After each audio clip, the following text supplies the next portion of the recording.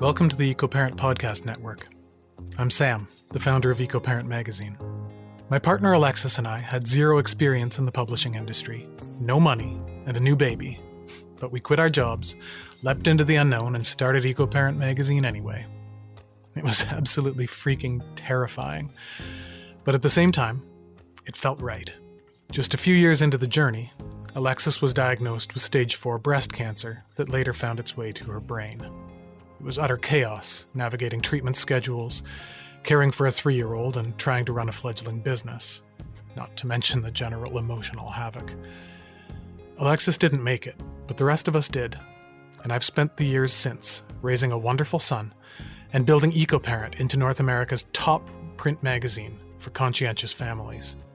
Even 10 years in, we're still a very small crew. If you send an email, it's probably me that will answer you. And this podcast network is a monumental step for us, another leap into the unknown. But like before, it just feels right. And I know that Alexis would agree that the podcasting team I've assembled here is an incredible group of people whose only goal is to inspire the best in you. Okay, I'm going to shut up now and let you listen to the podcast. Thank you so much for stopping by. You're the reason we do what we do.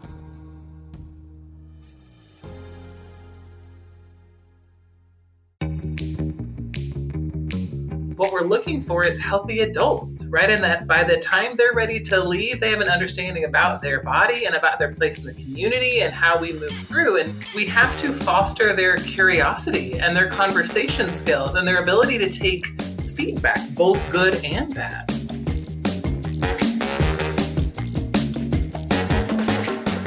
Welcome to the podcast. I am Leslie Solomonian. I am a naturopathic doctor. I'm a mother.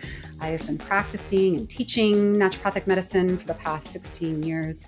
But I think I've been a naturopath my whole life. And I want to really emphasize that this series, although it's coming from a place of naturopathic philosophy, it's not just about naturopathic medicine. It's about the principles that underlie this paradigm of healthcare, that really truly underlie the paradigm of parenting that we're going to be talking about. I've always felt strongly that even if I never practiced medicine again, I'm always going to apply those principles in my life. And nowhere is that more clear than in the way that I've parented my children. I have 2 children. One is quasi-launched. He's 18 and away at university.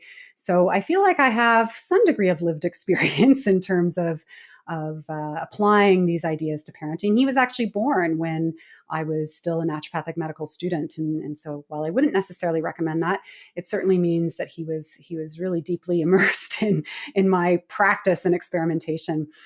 He has a younger sibling who's 13. And so we're right in the depths of adolescence. And so I'm coming from this with lived experience as well as with academic knowledge. I very deeply value evidence in all its forms, both peer-reviewed scientific journals, as well as traditional evidence and conversations with elders and ancient writings and all of those pieces. I am a teacher, I am a practitioner, and I'm a very mouthy advocate. And you'll hear glimmers of that throughout these various episodes and conversations. I felt it was really important to start off this series with the first episode establishing a bit of a framework for where I'm coming from. And that's what this first episode is about. I invited my good friend and colleague, Dr. Kat Martin, to join me.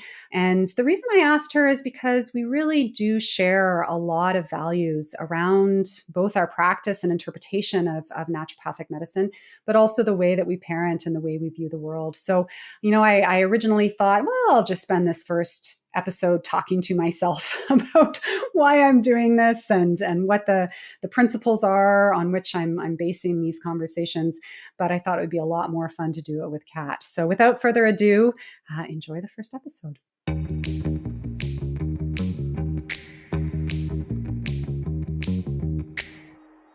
Welcome, Kat. Really nice to have you on the show. I wonder if you could introduce yourself briefly. Who are you and why did I invite you? Absolutely. My name is Kat Martin. I am a naturopathic physician that's been in clinical practice in the greater Seattle area since 2008. I'm also a trained midwife, though I stepped away from my midwifery practice shortly after I had my first babe. To that end, I'm a mama to 2 kids, and I am the sitting president of the Pediatric Association of Naturopathic Physicians.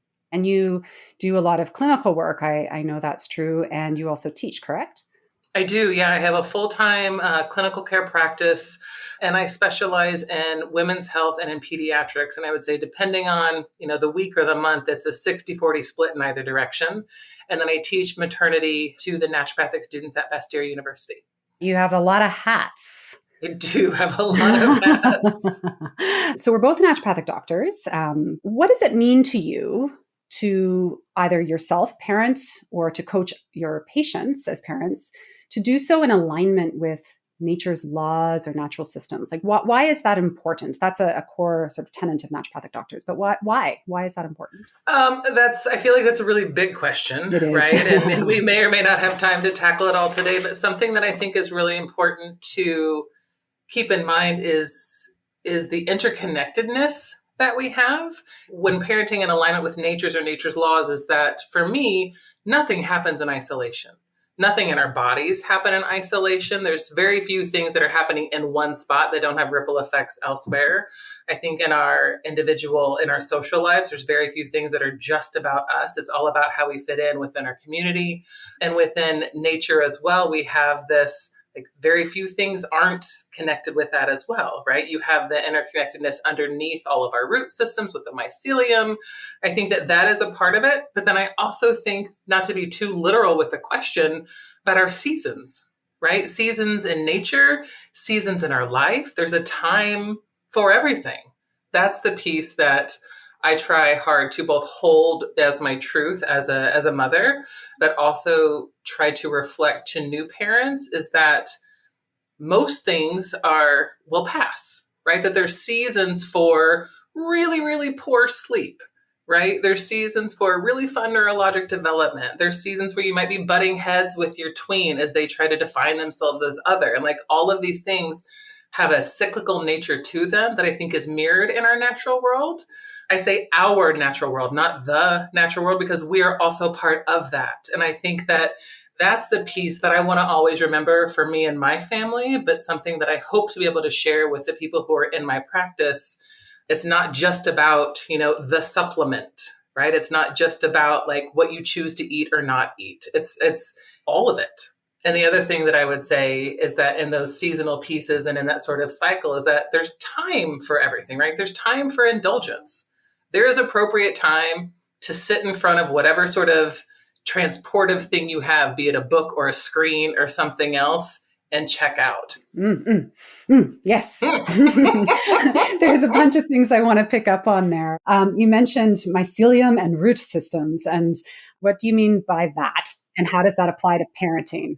So just to take a simple example, simple is the wrong word, to take a close example. So looking at just forests, all of the trees standing in the forest, and someone who walks into that forest and sees a tree will see the beauty and the majesty of that tree, right? And maybe the beauty and the majesty of the tree next to it, and think of them as two individual things, which they are.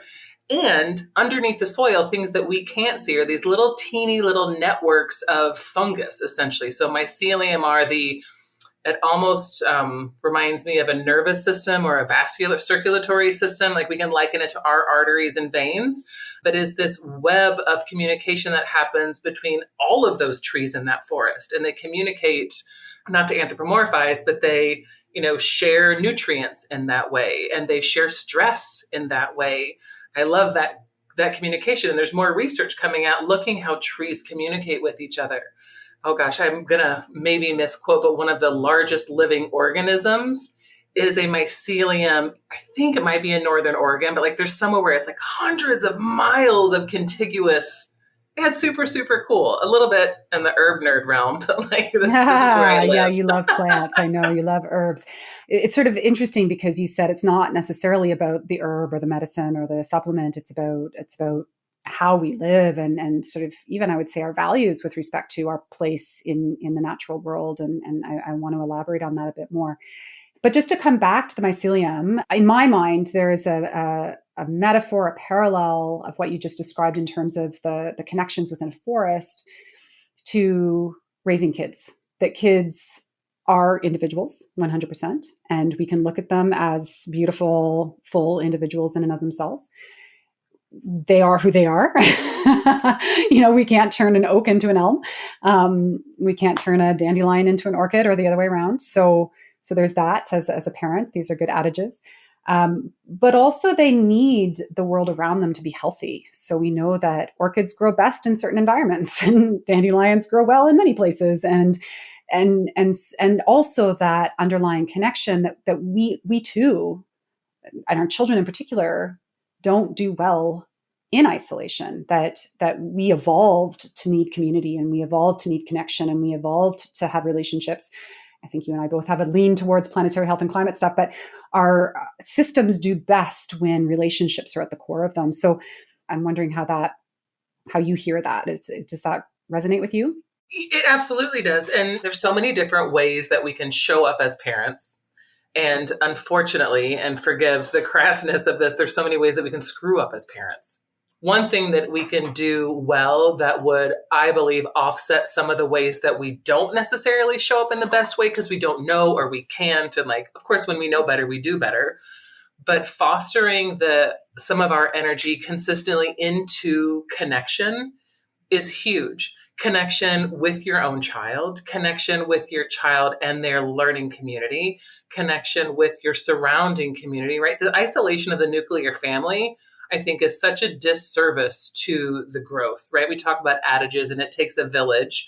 Tell me where a village ever raises this days in the US, it rarely happens, right? Sometimes I think it happens by default or necessity, but I think there's a lot of isolation of the nuclear family. And I think that it does a disservice to the kids in the long run, right? And these kids who all they want to do is be close and be in community and lean in, and everything about the world around them is saying, stay away, right? And how do you do both at the same time? How do you foster that neurologic development and connectedness in a fear-based society that needs 6 feet?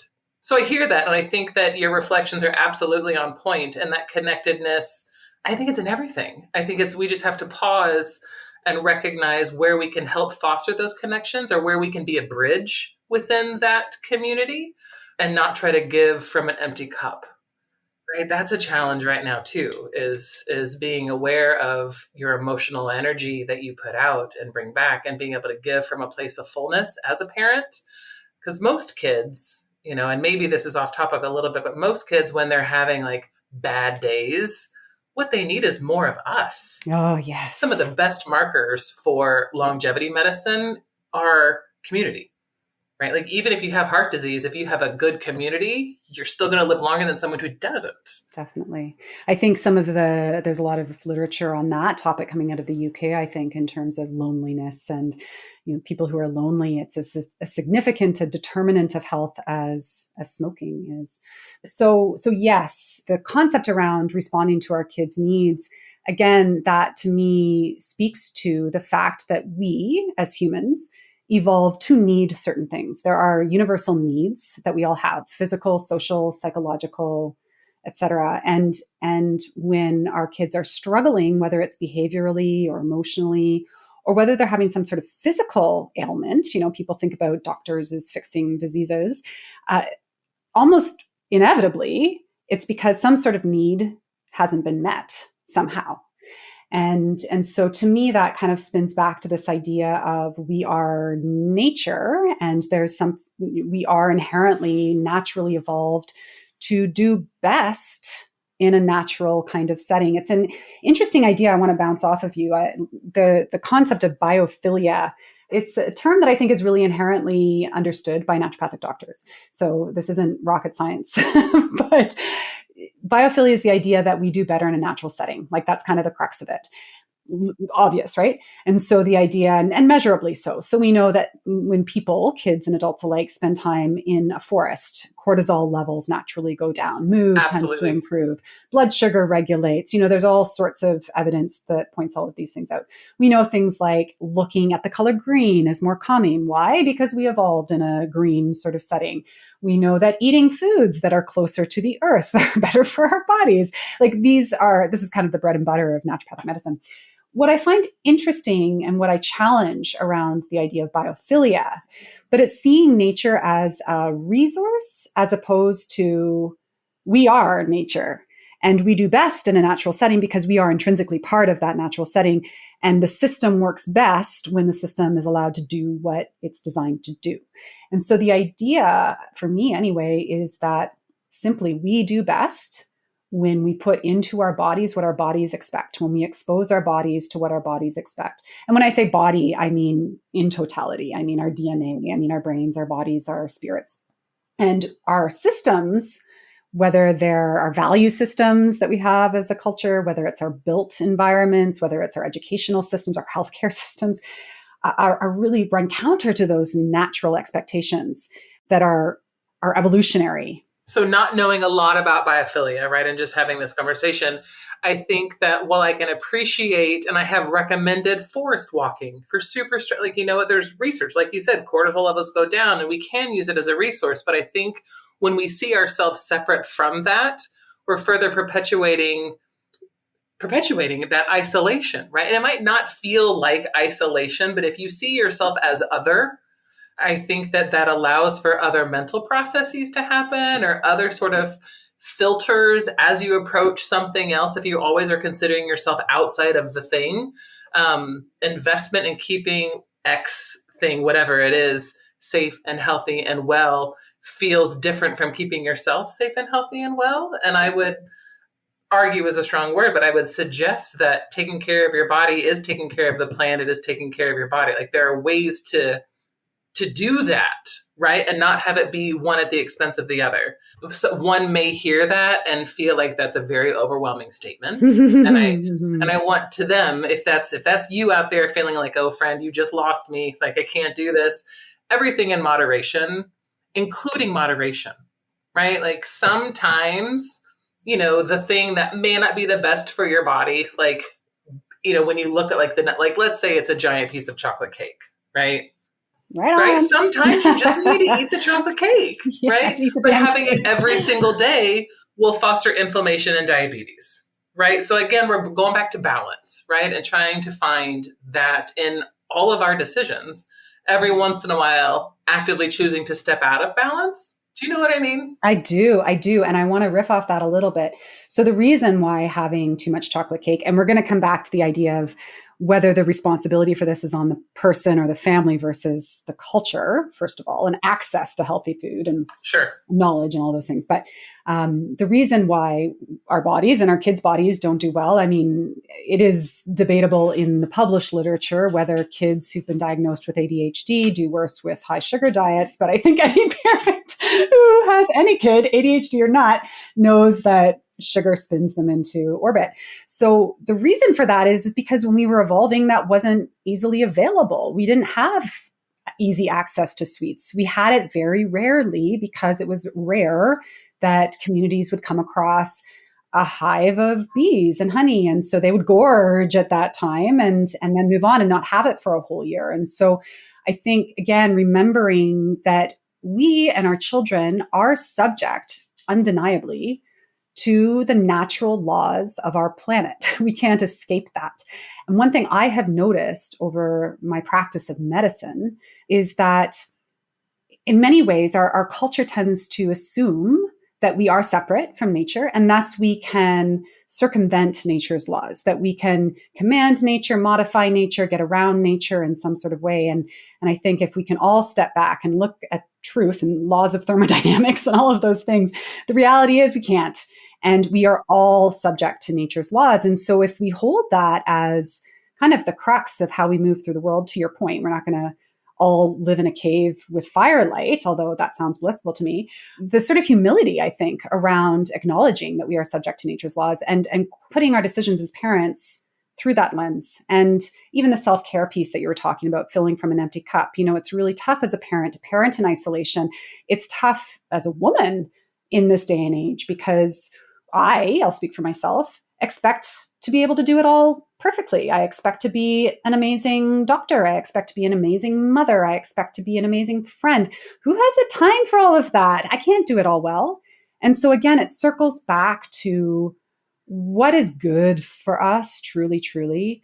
What do our systems support us in doing? How can we, what's the word I'm looking for? I was going to say delegate, but outsource certain aspects. I don't need to be the one playing catch with my kid. Maybe that's something they'd really enjoy. And how beautiful for me to nurture a relationship with someone else who would find that more fun than me. True statement. So I think that there's a lot there in terms of kind of circling back to what you said earlier, that it's not about us and nature, us using nature, but we are nature, and we do best when we live in as close an alignment as possible with nature's laws, given the systemic structures around us that often make that really difficult. You also talked about growth. I mean, we're talking about kids, and so they are going to grow. One of my favorite adages, I actually thought about naming this podcast, not raising kids, but raising adults. My producer thought that was a little bit vague and maybe not easy to find on a Google search. But I really do think about parenting and pediatric practice as actually raising adults. What does that mean to you when I say that? Yeah, so I am fully on board. Actually, I was just having a conversation with a parent yesterday who was having a difficult time with a 2-year-old.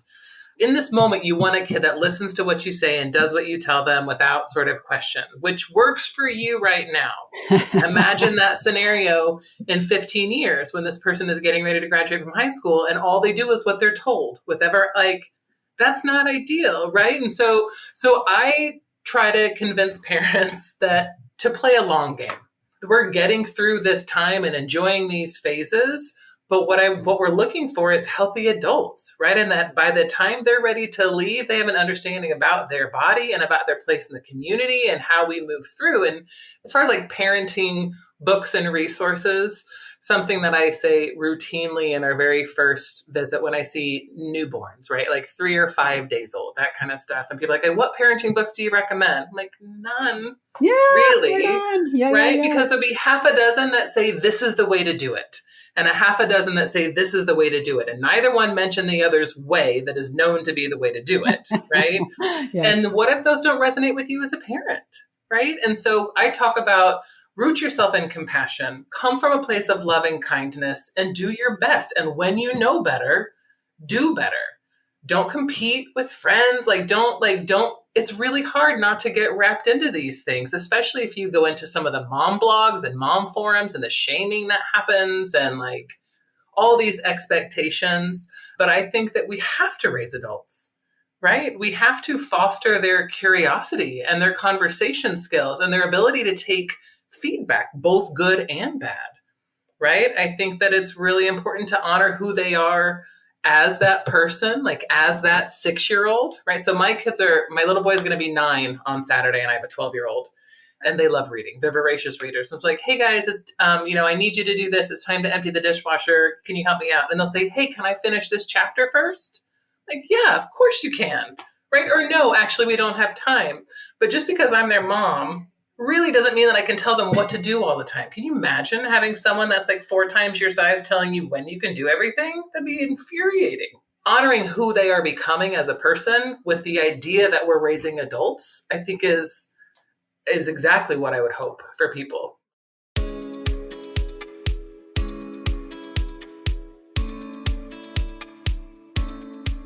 We know there's a lot to consider when it comes to you and your family's health. But Orange Naturals can make things easier. We make high-quality supplements designed by naturopathic doctors right here in Canada. Whether you're dealing with picky eaters, navigating your personal health, or just trying to round out your family's nutrition, we've got you covered. Browse our full selection of supplements, probiotics, kids products, and more at orangenaturals.com or look for us at your local health food store. Natural medicine made simple.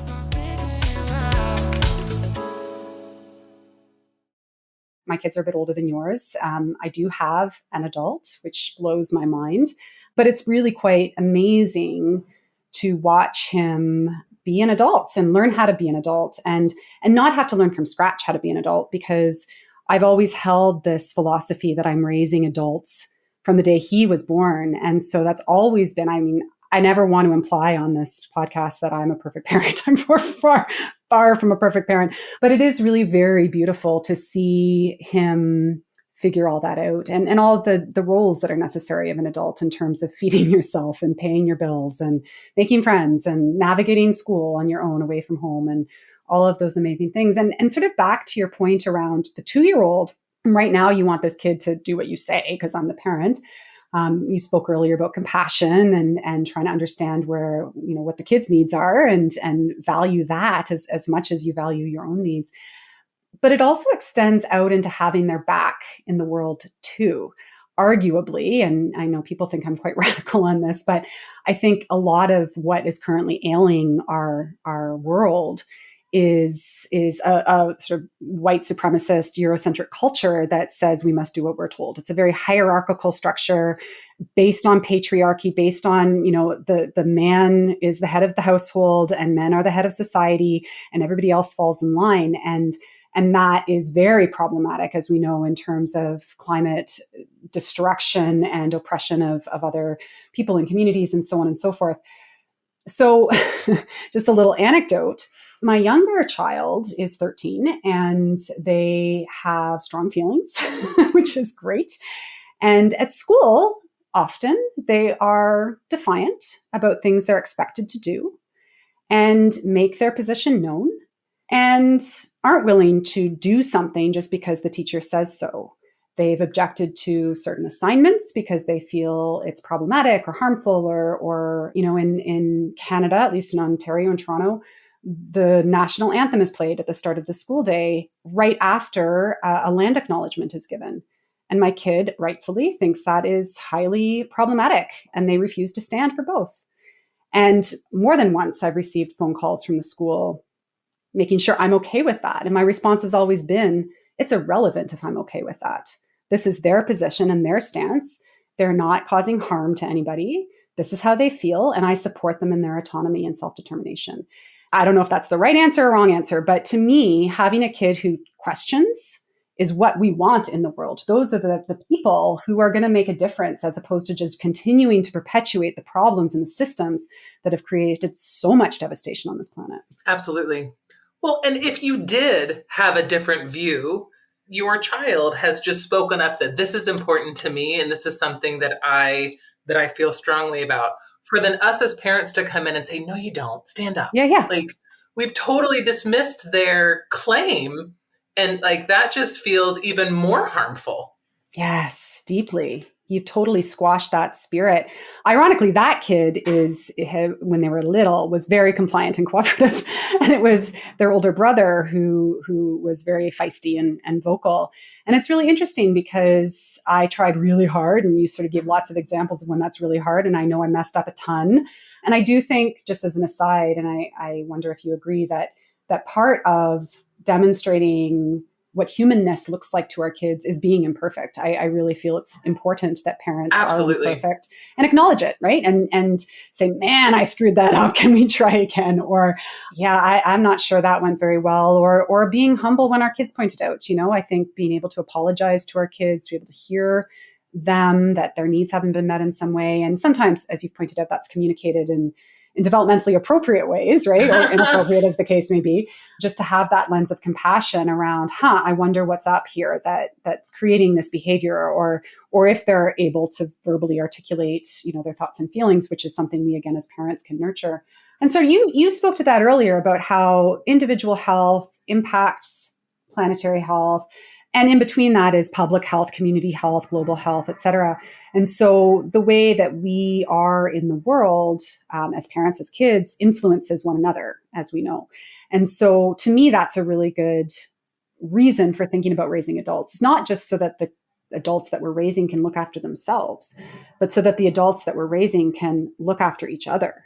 And that's not only socially, it's also physically, right? We have control to some degree over what food our kids put in their bodies, or how they move their bodies, or their sleep habits, or those sorts of things. And we know as experts in lifestyle medicine that those are really core pillars of health. And I do want to talk to you about that. But ultimately, our kids have to be able to self-regulate those things and trust what their hearts and minds are telling them, with a critical lens, I think, in many cases. Not only does the way we parent when our children are children influence their health, and there's so many ways in which the habits that we establish in childhood not only serve kids behaviorally, they learn more adaptive coping strategies, they learn healthy eating habits, et cetera, but also it literally builds their body. It literally shapes their brains. I'm wondering if you can reflect it all on. Yeah, absolutely. So the thing that's coming up for me is that, like, so in addition to doing the things that you just said, the other thing that I think we as parents do, knowingly or not, is help them develop their filter for the world, like help them develop the paradigm from which they see the world and how they respond to things. And so, like in Seattle, we have a high population of people who are experiencing homelessness right now. And my kids see that anytime, like nowadays, just really anywhere we drive, it's there, right? You could say, well, they're homeless, and stop the conversation, right? Because it is true, that is true, but like really there's more to it than that. We can talk about how difficult it is to find stable housing when mental health is an issue, and how there's not the infrastructure needed to help them get better. And so they get pushed out. And like, these are not easy conversations to have with 8 and 12-year-olds, but that doesn't mean you shouldn't have them. Yes, right? And so, yes, so finding ways as parents. So one, that you as a parent, you still have to do your work. Right? You don't have a kid and then stop developing. If anything, you find all the different ways that you still need to show up better. Oh, goodness. Right? They're great mirrors, aren't they? Kids can be phenomenal teachers and reflections in that way. Yeah. And when we screw up, which we do as parents, or when we yell or we do things that we don't, the worst thing that I think we could do is just keep going. Because then what they have learned is that this sort of negative energy comes at them for whatever reason, and then there's no conversation afterwards.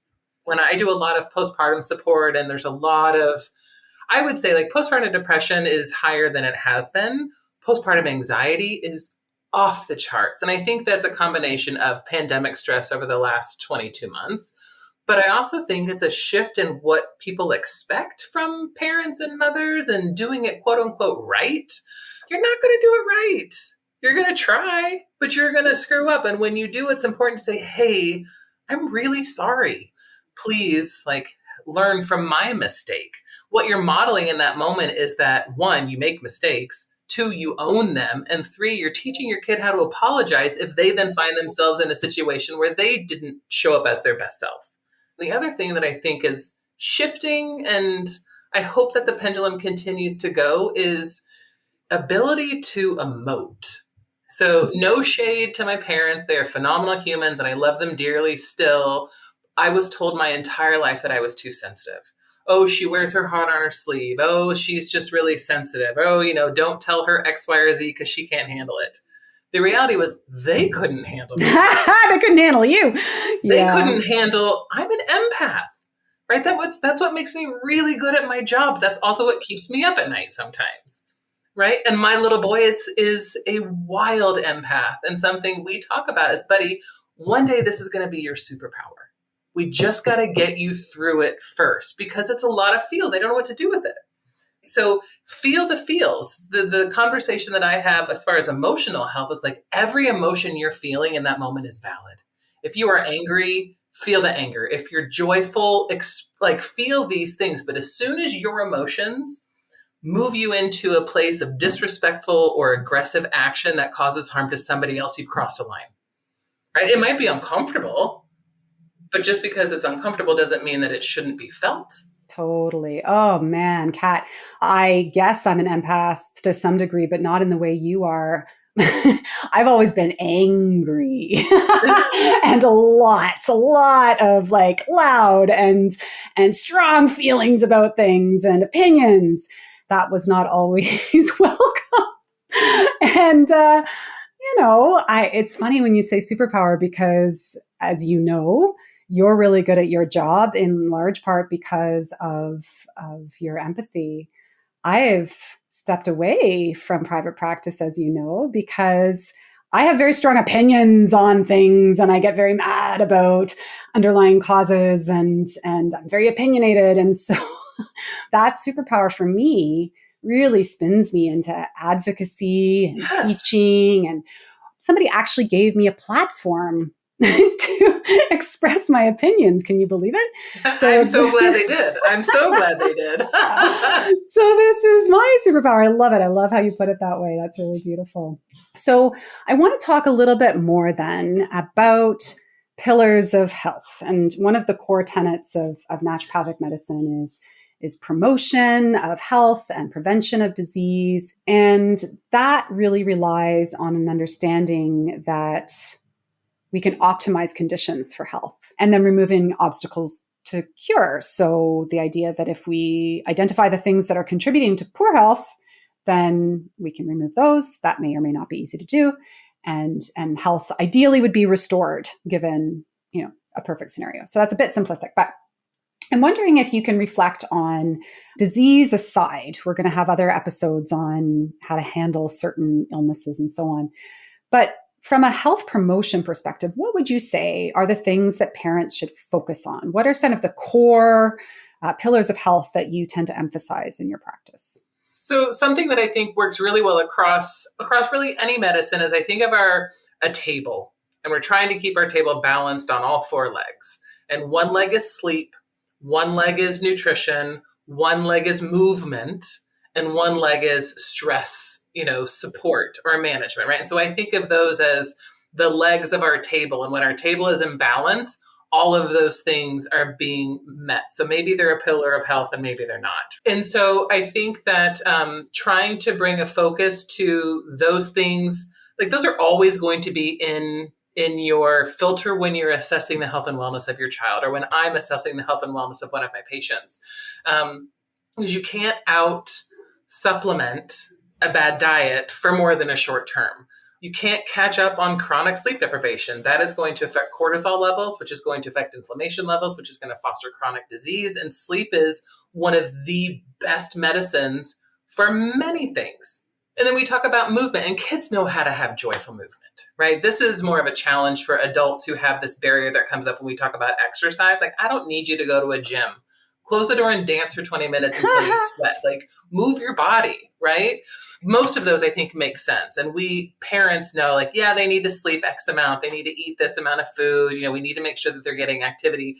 The thing that I think is missed is how do we manage stress, right? How do you as a parent manage stress? And how does your child learn to manage stress? Because they're going to learn it by watching you. And so something that I like to talk to both my husband, right, and my parents in my practice is that, again, connection, right? I'm just going to bring it full circle back to what we were talking about initially, is that connection with your child so that you understand what they're going through, that you're fostering communication within that connection. It doesn't have to be attachment parenting, that ability to foster resiliency.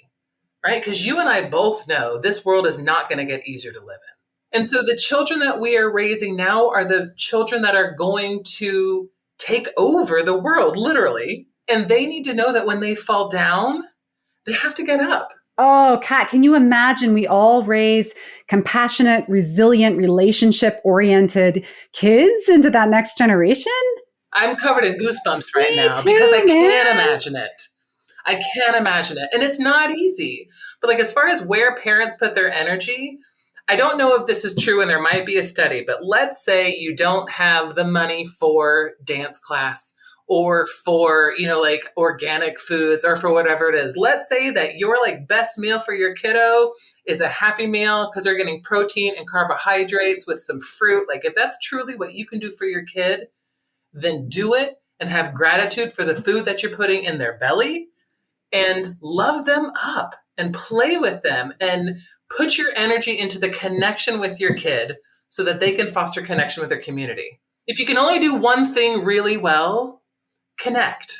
That's perfect. And I would, if I may add one more leg, if we can have a 5-legged table, I would add nature immersion in Yes. that. So we know, of course, the biophilia, back to that. And of course, that integrates into movement and that integrates into sleep. We know one of my favorite studies was looking at a group of people who spent time camping and a group of people compared to a group of people who didn't, and just looking at melatonin levels, which you and I know that has an influence on our cycles in terms of our sleepiness and all of those sorts of things.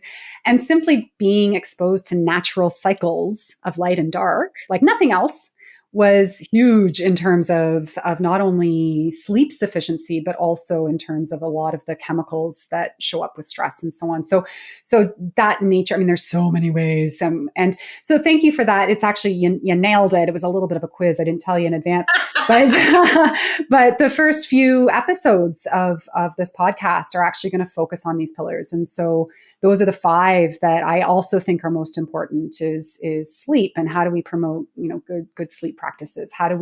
What does a good diet look like, and how can we help our kids to integrate that? How do we help ourselves integrate that? The movement piece. And I love how you framed movement, that it's not about exercise and it's not about sport. Although for some people that's greatly joyful, like that's amazing. Yeah. But what's most important is movement. We tend to have turned exercise into this bad word as opposed to joyful movement. I love how you framed that. But stress, that's so interesting that for you is so poignant. And I 100% agree. You're familiar with the whole collection of research around ACEs, adversity in childhood. And I mean, those are extreme situations, children who experienced abuse and neglect, and what that does to their brain chemistry, what that does to their body chemistry, what that even does to the anatomy of their brain for the rest of their lives. I mean, there's a huge body of literature on that subject. It's something that I'm quite passionate about. I know you are too. But what we also know is that despite any kind of trauma or adversity, a strong relationship with a trusted adult buffers so much. So much. It's the number one thing that prevents and protects and mitigates the harm that comes from childhood adversity and trauma. And it doesn't have to be the parent. So I want to make that really clear too, that in some cases, biological parents will say, are unable to provide these pillars for their children, to facilitate these pillars for their children. It doesn't have to be the parents. So some folks might be grandparents who are the primary guardian of a child. It might be a relative, a foster parent, it could be a teacher, it could be a coach. So anybody can play that role of a trusted adult. And if I may, you've used the word trauma, and I think that's the absolute perfect word. And I think oftentimes when people hear the word trauma, they think trauma with a capital T. Like, well, that was a big scenario. But you can have trauma with a little t, right? Like trauma. And many of them. And many of them, yes, right? Over and over again. Yes. From an outside perspective, nothing bad happened.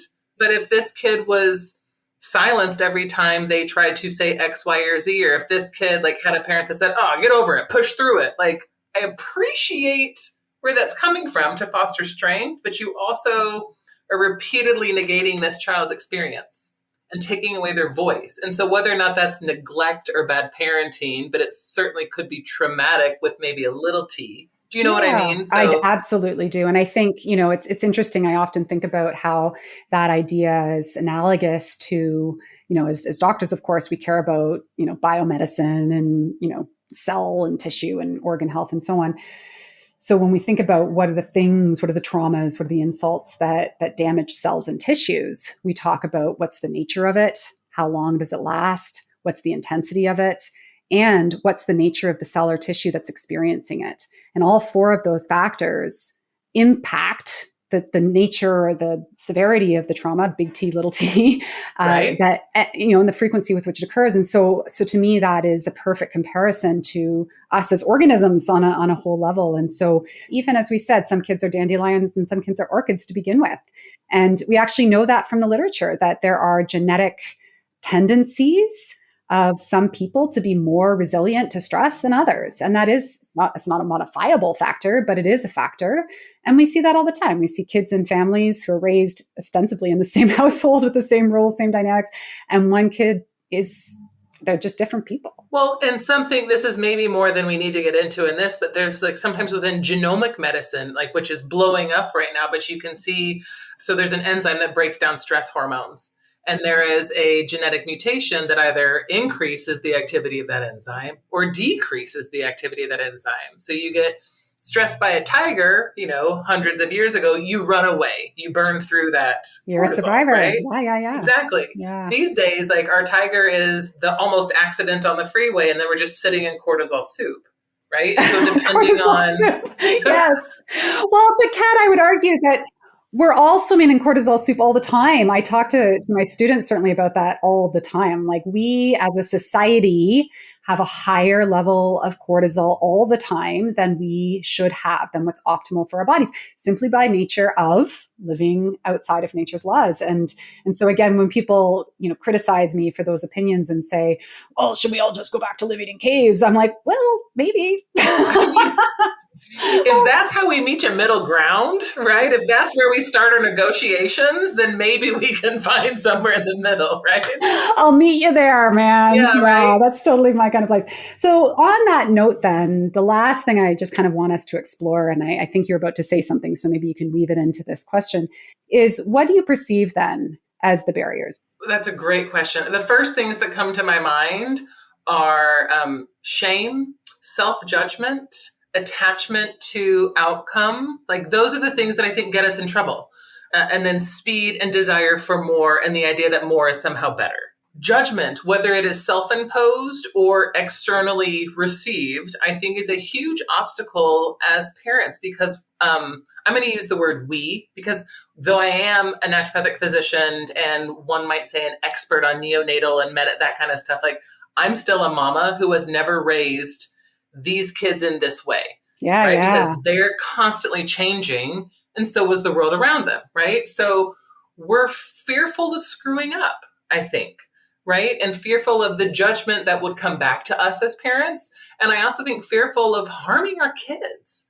And I think that switching that mindset to come from rather a place of fear, right? To come from a place of just awareness, to first sort of empower that parent that they know what to do, right? And I think one of the obstacles I think in parenting is this, like, well, they're new parents, they need to be informed. Like, yes, and they're new parent. We are animals, right? We are mammals who've been having babies for a very, very long time. And really, 200 years ago, there was not a parenting book.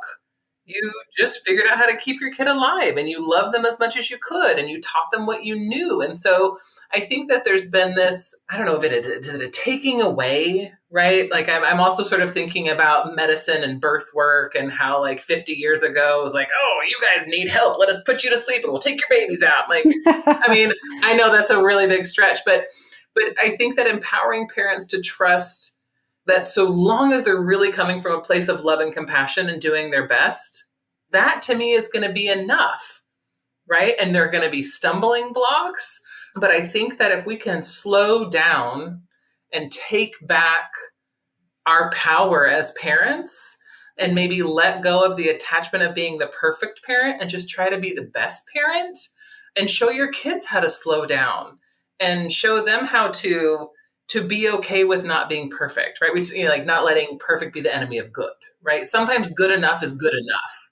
I do want to add something to that, which circles back around to something that, I'm passionate about, which is, again, that not all of these things, these pillars of health, are not all within the control of the individual family. And for some families, there's a concept in sociology of the inverse quarantine that, when it comes to being able to access certain conditions of health in our existing structures, it's typically people with the resources who are able to do that. And so there's lots of mechanisms by which poverty, for example, influences health outcomes. And I think the bottom line is that the culture we live in, the society we live in, the community we live in, the planet we live in, all of those things influence health, right? Lifestyle and behaviors and so on are just one really tiny part of that.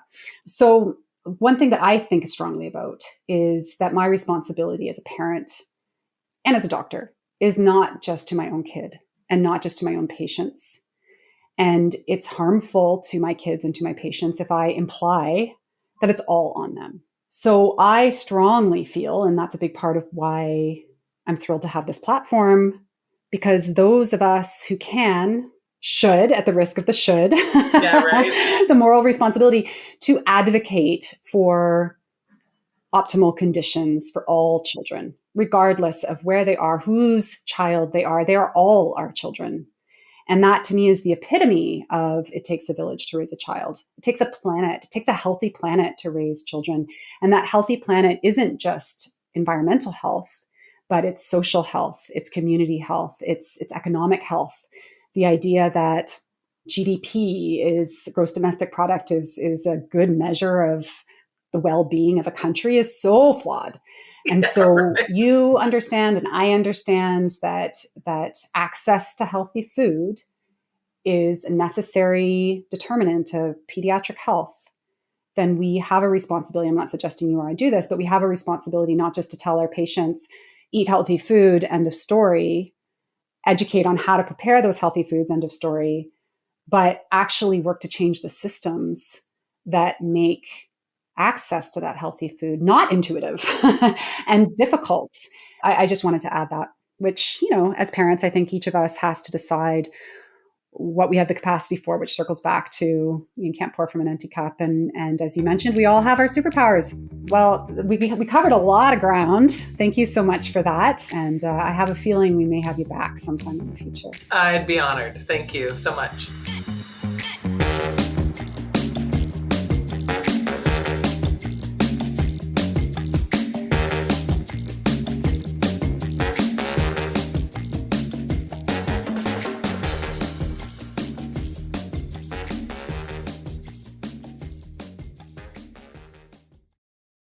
So, if you listen to podcasts or watch YouTube, you've probably heard it 1,000 times before. The plea to subscribe and leave a review or a comment. Well, here we are again. But seriously, the review is especially important to us, as it has a huge impact on our discoverability amongst the zillions of podcasts all competing for your attention. So please consider leaving a review. And heck, we'd really love to hear your feedback. This pilot episode of the EcoParent Podcast Network was made possible with the generous support of Ontario Creates. Thanks for listening.